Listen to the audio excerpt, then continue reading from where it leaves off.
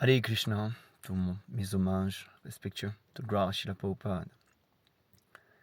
Alors aujourd'hui, nouvelle vidéo de cette série Le goût du nectar, lecture 2, qui sera à propos des saints noms. Voilà, je vais citer quelques versets qui décrivent l'importance de chanter les saints noms de Krishna, de Dieu, la personne suprême, dans le Kali Yuga, l'ère dans laquelle nous sommes. Kali Yuga comparé à un âge de querelle et d'hypocrisie, à un âge impur. Seuls les saints noms de Krishna, Hare Krishna, Krishna Krishna, Hare Hare, Hare Rama, Rama Rama, Hare Hare, peut nous purifier et nous permettre de nous reconnecter à Krishna et d'être heureux. Om Namo Bhagavate Vasudevaya. Om Namo Bhagavate Vasudevaya. Om Namo Bhagavate Vasudevaya. Om Agyan Timilandasya Gananjana Shalakayam Chaksunmilitam Yena Tasmai Shri Gurave Namah. Srila Prabhupada Ki Jai. Alors, nous allons commencer tout d'abord par une lecture dans un petit livre qui s'appelle « Chantez et soyez heureux ». Il est en anglais, donc j'ai usé d'un traducteur là pour lire je crois que c'est un avant-propos, mais il est très très intéressant, très direct, sur le chant. Peu après que sa divine grâce ait ici, Bhaktivedanta Swami Prabhupada eut introduit le mantra Hare Krishna en Occident en 1965. Hare Krishna devient un mot familier. En 1977, le docteur A.L. Basham Somité, mondial de l'histoire et de la religion indienne, écrivait à propos du mouvement Hare Krishna. Il est né de rien en moins de 20 ans et s'est répandu dans tout l'Occident. C'est à mon sens un signe des temps et un fait marquant de l'histoire du monde occidental. Mais que signifient exactement les mots Hare Krishna? Dans ce court essai tiré de l'album Krishna Consciousness qui a initié les Beatles George Harrison et John Lennon au chant, Srila Prabhupada explique la signification du mantra Hare Krishna. La vibration transcendantale établie par le chant de Hare Krishna, Krishna Krishna, Hare Hare, Hare Rama, Rama Rama, Hare Hare, Hare Krishna, Rama, est la méthode sublime pour raviver notre conscience transcendantale. En tant qu'âme spirituelle vivante, nous sommes tous originellement des entités conscientes de Krishna. Cependant, en raison de notre association avec la matière depuis des temps immémoriaux, notre conscience est désormais altérée par l'atmosphère matérielle. Cette atmosphère matérielle dans laquelle nous vivons actuellement est appelée Maya ou illusion. Maya signifie ce qui n'est pas. Et quelle est cette illusion ?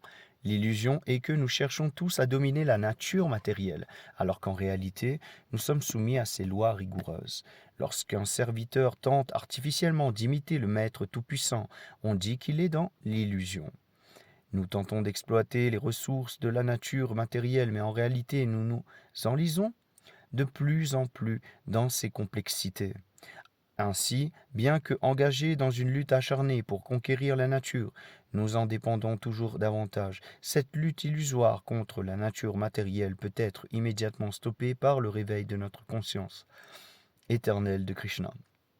Chantez Hare Krishna, Krishna Krishna, Hare Hare, Hare Rama, Rama Rama, Hare Hare, est le processus transcendantal pour raviver cette conscience originelle et pure. En chantant cette vibration transcendantale, nous pouvons purifier notre cœur de toutes les appréhensions. Le principe fondamental de toutes ces appréhensions est la fausse conscience que je suis le Seigneur de tout ce que j'observe. La conscience de Krishna n'est pas une imposition artificielle au mental. Cette conscience est l'énergie originelle et naturelle de l'être vivant. Lorsque nous entendons cette vibration transcendantale, cette conscience est ravivée. Cette méthode de méditation, la plus simple est recommandée pour notre époque. Par expérience pratique, on peut également constater qu'en chantant ce Mahamantra ou le grand chant de la délivrance, on peut immédiatement ressentir une extase transcendantale émanant de la strate spirituelle. Dans la conception matérielle de la vie, nous nous occupons de la satisfaction des sens comme si nous étions au stade inférieur animal. Un peu plus élevé que ce stade de satisfaction des sens, on se livre à des spéculation mentale pour échapper aux griffes de la matière. Un peu plus élevé que ce stade spéculatif lorsqu'on est suffisamment intelligent, on cherche à découvrir la cause suprême de toutes les causes, intérieures et extérieures, et lorsqu'on atteint véritablement le plan de la compréhension spirituelle, dépassant les stades des sens, du mental, de l'intelligence, on atteint alors le plan transcendantal. Ce chant du mantra Hare Krishna est accompli depuis le niveau spirituel, et ainsi cette vibration sonore transcende toutes les strates inférieures de la conscience, à savoir les sens, le mental et l'intellect. Il n'est donc pas nécessaire de comprendre le langage du mantra, ni de spéculation mentale, ni d'adaptation intellectuelle pour chanter ce Mahamantra. C'est un acte automatique issu de la spiritualité, et chacun peut donc y participer sans aucune qualification préalable. Bien sûr, à un stade plus avancé de compréhension spirituelle, il est attendu de chacun qu'ils évitent de commettre des offenses. Mais il ne fait aucun doute que le chant nous élève immédiatement au niveau spirituel, et le premier symptôme en est l'envie de danser en même temps que le mantra. Nous l'avons constaté concrètement, même un enfant peut participer au chant et à la danse. Bien sûr, pour celui qui est trop absorbé par la vie matérielle, cela prend un peu plus de temps. Mais même un homme aussi absorbé par la matière est élevé très rapidement au niveau spirituel. Lorsque le mantra est chanté par un pur dévot du Seigneur avec amour, il a une efficacité maximale sur ceux qui l'écoutent. C'est pourquoi ce chant doit être entendu de la bouche d'un pur dévot du Seigneur, afin que des effets immédiats puissent être obtenus. Le mot Hala est la façon de s'adresser à l'énergie du Seigneur, et les mots Krishna et Rama sont des façons de s'adresser au Seigneur lui-même. Krishna et Rama signifient tous deux plaisir suprême, et Hala est l'énergie de plaisir suprême du Seigneur, transformée en Hare au vocatif. L'énergie de plaisir suprême du Seigneur nous aide à atteindre le Seigneur. L'énergie matérielle appelée Maya est également l'une des multiples énergies du Seigneur. Et nous, les êtres vivants, sommes l'énergie marginale du Seigneur. Les êtres vivants sont décrits comme supérieurs à l'énergie matérielle. Lorsque l'énergie marginale entre en contact avec l'énergie matérielle inférieure, une situation incompatible apparaît. Mais lorsqu'elle entre en contact avec l'énergie supérieure, Hala, elle retrouve son éclat normal et heureux. Ces trois mots, Hare Krishna et Rama, sont les graines transcendantales du Mahamantra. Le chant est un appel spirituel au Seigneur et à son énergie pour protéger l'âme conditionnée. Ce chant est exactement comme le cri sincère d'un enfant vers sa mère. Mère Hala aide le dévot à atteindre la grâce du Père suprême. Et le Seigneur se révèle au dévot qui chante ce mantra avec sincérité. Aucun autre moyen de réalisation spirituelle n'est aussi efficace en cette époque de querelle et d'hypocrisie que le chant du Mahamantra. Hare Krishna, Hare Krishna, Krishna Krishna, Hare Hare, Hare Rama, Rama Rama, Hare Hare. Donc, voilà, tout est dit. Je vais quand même partager les versets. Nous irons dans le Chaitanya Charitamrita au chapitre 7, verset 76, où il y a un verset très très connu, chanté par le Seigneur Chaitanya lui-même. Harenam, Harenam, Harenamaiva Kevalam, Kalau Nasti, Evanasti, Evanasti, Evagatil Anyata.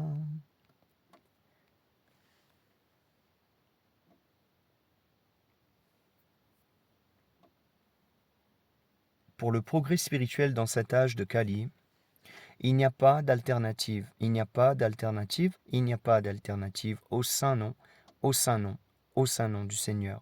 Quelque chose qui est répété en 3 fois dans les textes sacrés est considéré comme très très important. Donc ici on voit très bien, d'ailleurs je vais vous partager quand même une partie de cette teneur et portée qui est à mon sens très importante. Pour progresser spirituellement, les Shastras recommandent la méditation en Satya Yuga. C'est la première ère. Il y a 4 ères en tout. J'avais brièvement parlé de ça. Il y a 4 ères en tout. Satya Yuga, Treta Yuga, Dwapara Yuga et Kali Yuga. Donc dans la première ère, le sacrifice pour la satisfaction, c'est la première ère, Satya Yuga, c'est la méditation. Le sacrifice pour la satisfaction du Seigneur Vishnu en Treta Yuga et une vénération somptueuse du Seigneur au temple en Dwapara Yuga. Cependant, à l'âge de Kali, on ne peut progresser spirituellement qu'en chantant le saint nom du Seigneur, Hare Krishna. Ceci est confirmé par diverses écritures. Srimad Bhagavatam en fait de nombreuses références. Le 12e chant, au chapitre 3, verset 51, dit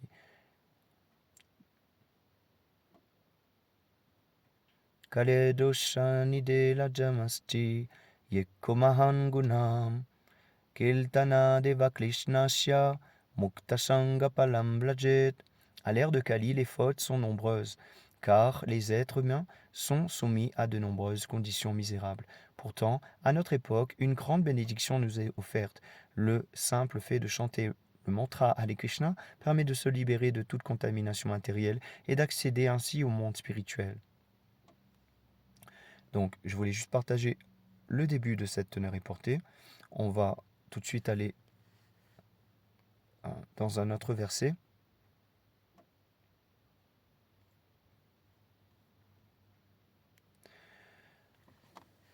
C'est dans le chapitre, toujours dans le Chaitanya Charitamrita, dans le chapitre 17, verset 22. Kari kare namarupe Krishna avatar, namahaite oi salva jagat nishtala.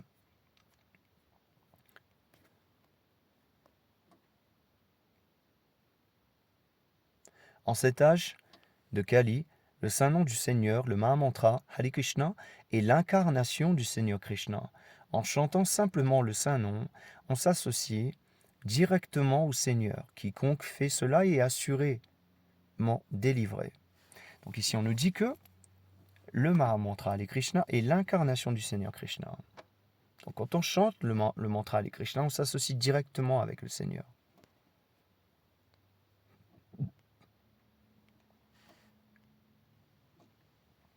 Un autre verset dans la Srimad Bhagavatam, 11, 5, 32. Krishna Valnam Visha Krishnam Sangopangastram Palshadam Yagyai Sankiltanam Pragyai Prayhei Yajantihu Sumedasaham.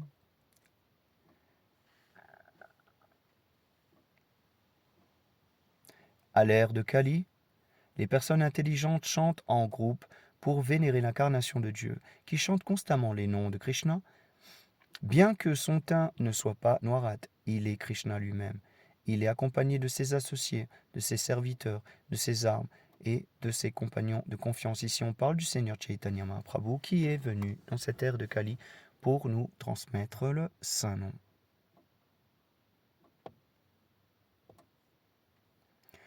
On va aller dans la Bhagavad Gita, au chapitre 10, verset 25.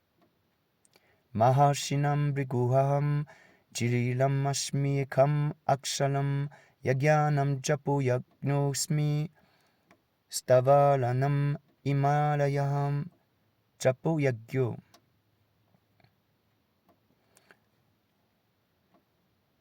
Parmi les grands sages, je suis Brigu, et d'entre les vibrations sonores, la syllabe transcendantale Om. Des sacrifices, je suis le chant. Des saints noms, le japa, et des masses inébranlables, les Himalayas. Donc ici, le Seigneur nous dit qu'il est le son transcendantal Om qui se trouve dans le mantra Hare Krishna, et aussi, il est les saints noms, le japa. Le japa, c'est quand on chante sur un mala qui a 108 perles, et qu'on récite le Mahamantra en entier sur chaque perle. On essaye de faire 108 fois cette répétition.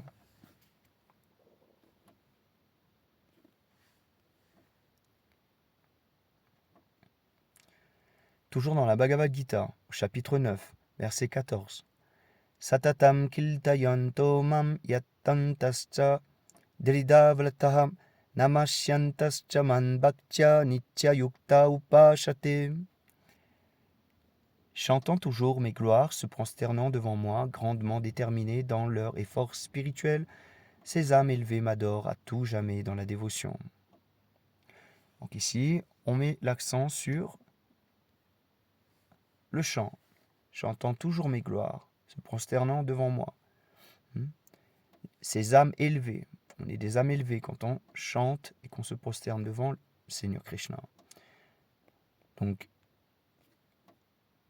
on va partir sur ce dernier verset qui est dans Chaitanya Charitamrita, un verset très très instructif, voilà, qui est le même qu'on a lu dans le chapitre 7, verset 76. Donc, en cette époque de querelle et d'hypocrisie, le seul moyen de délivrance est de chanter les saints noms du Seigneur. Il n'y a pas d'autre moyen, il n'y a pas d'autre moyen, il n'y a pas d'autre moyen. Ici, je voulais lire la teneur est portée. Parce que les gens de notre époque sont profondément déchus, ils peuvent simplement chanter le Mahamantra Hare Krishna. Ils peuvent ainsi se libérer de la conception corporelle de la vie et de devenir éligibles au service dévotionnel du Seigneur. On ne peut s'engager dans le service dévotionnel du Seigneur sans être purifié de toute souillure. Ceci est confirmé dans la Bhagavad Gita 7.28. Yesham tvantagatam papam jananam punya karmanam tedvan vamohanir mukta bhajamtimam drittavlataha. Ceux qui ont agi avec piété dans leur vie antérieure et dans cette vie, et dont les péchés sont complètement éradiqués, sont libérés des dualités de l'illusion et s'engagent à mon service avec détermination. On ne peut pas venir dans la conscience de Krishna et chanter les saints noms de Krishna sans avoir préalablement été purifié et s'être abstenu de commettre des péchés dans nos vies antérieures. C'est quand on a accumulé de la piété, comme ce verset nous le dit, qu'on peut s'engager dans le service de Krishna avec détermination. On est parfois surpris de voir les jeunes hommes et femmes prendre si au sérieux le mouvement pour la conscience de Krishna, en renonçant à leur activité pécheresse, relations illicites, consommation de viande, ivresse et jeux d'argent. Et en suivant scrupuleusement les injonctions du maître spirituel, ils se sont purifiés de toute contamination. Ils peuvent alors s'engager pleinement dans le service dévotionnel du Seigneur. En cet âge de Kali, le Hari Kirtana est primordial. L'importance de chanter le saint nom du Seigneur est soulignée dans les versets suivants du Shrimad Bhagavatam, le chant 12, chapitre 3, versets 51 à 52. Kalel doshanije lashamasti yekomahan gunaham kiltana devam krishnasya mukta sangapalam brajet klitya jayato vishnun tretayam yajato makhai dvapare paricharyam karotadari kiltanat. Le facteur le plus important en cet âge de Kali, véritable océan de défauts, et que l'on peut se libérer de toute contamination et accéder au royaume de Dieu simplement en chantant le mantra Hare Krishna. La réalisation spirituelle obtenue au millénaire dans le Satya Yoga par la méditation, au millénaire Treta par l'accomplissement de divers sacrifices, et au millénaire Dwapara par l'adoration du Seigneur. Krishna peut être atteinte à l'âge de Kali simplement en chantant les saints noms de Hare Krishna. Voilà, je voulais juste faire une petite vidéo pour vous montrer l'importance du chant dans notre ère qui est le Kali Yuga. Je vais faire une petite vidéo aussi pour expliquer les différentes ères, voilà, pour que ce soit beaucoup plus clair. En tout cas, merci à vous de m'avoir écouté jusqu'ici. Bien sûr, cette vidéo sera suivie d'une autre classe un peu plus longue, dans le même style que ce que j'ai fait sur la chaîne avec On n'est pas ce corps.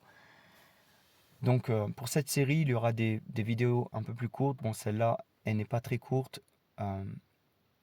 mais il me fallait aller dans tous ces versets, vous expliquer concrètement l'importance du chant, car c'est très important. Donc merci à tous de m'avoir suivi jusqu'ici. Panchakel patalubhyascha kripasindubhyaivacha patitanam bhavanibhyo vaishnavibhyo namo namaha. Et vous l'aurez compris, pour être heureux, pour se reconnecter à Dieu, pour lui adresser toutes nos prières, on doit juste se recueillir dans ce merveilleux chant.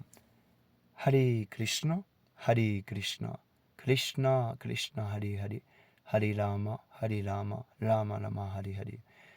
Et pour finir cette vidéo, j'aimerais vous chanter ce mantra sur une mélodie très connue que Srila Prabhupada lui-même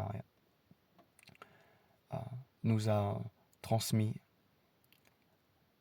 Hare Krishna, Hare Krishna, Krishna Krishna, Hare Hare, Hare Rama, Rama Rama, Hare Hare, Hare Krishna, Krishna Krishna, Hare Hare, Hare Rama,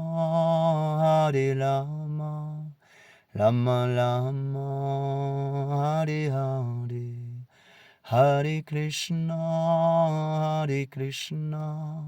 Krishna Krishna, Hare Hare, Hare Rama, Rama Rama, Hare Hare, Hare Krishna, Krishna Krishna, Hare Hare, Hare Rama, Rama Rama, Hare Hare. Merci infiniment pour votre écoute et n'oubliez pas à chanter ce mantra et soyez heureux. Hare Krishna, Jai Srila Prabhupada.